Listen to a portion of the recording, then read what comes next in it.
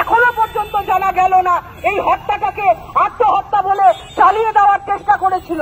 সমস্ত ভিন্ন অপরাধের সাথে যিনি যুক্ত ছিলেন সেই সঞ্জীব ঘোষ কি করে জামিন পেল, তার প্রতিবাদে আজকে আমরা রাস্তায় আছি। আজকে আমরা মহিলারা, আজকে আমরা পুরুষেরা নির্বিশেষে প্রত্যেক বাবা মা ভাই তাদের ছেলে মেয়ে সকলের সুরক্ষার জন্য, যাতে এই সমস্ত মানুষেরা সমাজ থেকে চলে যেতে পারে, সমাজ থেকে তাদের দূরত্ব বজায় রাখতে পারি, সেই জন্য আজকে আমরা আবার এই রাস্তায় এসে নেমেছি। এই বিচার ব্যবস্থার বিরুদ্ধে আমাদের এই লড়াই আবার শুরু করছি।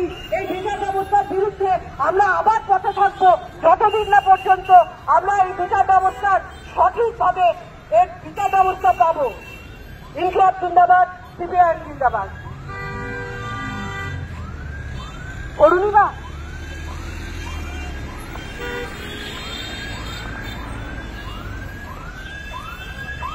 নমস্কার। আজকে 4 মাস হয়ে গেছে আমাদের তিলোত্তমা বা অভয়ের ঘটনা আমরা অনেকেই হয়তো ভুলতেই শুরু করেছি, কারণ আমরা সবাই স্বাভাবিক জীবনের ছন্দে ফিরে গেছি। মুখ্যমন্ত্রী যেরকম বলেছিলেন যে আপনারা উৎসবে ফিরে আসুন, অনেকদিন হয়ে গেছে।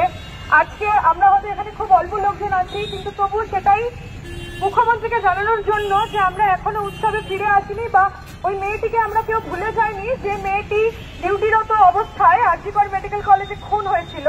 আর আজকে 4 মাস পর যখন কেন্দ্রীয় তদন্ত সংস্থা সিবিআই দায়িত্ব তুলে নেয় এবং 90 দিন পরেও সিবিআই চার্জশিট পেশ করতে পারেনি, বা বলা যায় যে সিবিআই চার্জশিট পেশ করেনি, তার ফলে সঞ্জীব ঘোষ এবং তালা থানার ওসি দুজনেই কালকে জামিন পেয়ে গেছেন।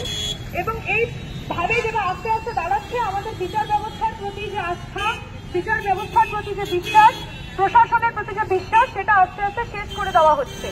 আজকে কালকে যদি আমি বা আপনি খুন হয়ে যাই, আমরা যে এই ভরসাটুকু রাখবো যে আমাদের বিচার হবে, সেই ভরসাটা আস্তে আস্তে আমাদের মধ্যে থেকে চলে যাচ্ছে এবং অপরাধীদের মধ্যে একটা বিশ্বাস আস্তে আস্তে কায়েম হচ্ছে যে অপরাধ করলে যে শাস্তি হয়, এই ব্যবস্থাটা ভারতবর্ষ থেকে হয়তো আস্তে আস্তে উঠে যাচ্ছে। অপরাধীরাও আস্তে আস্তে ভাবতে শুরু করছেন যে অপরাধ করেও পার পেয়ে যাওয়া যায় যদি আপনারা শাসক দলের সঙ্গে থাকেন। এবং শাসক দল বলতে তৃণমূল একা নয়, তৃণমূল এবং বিজেপির সেটিং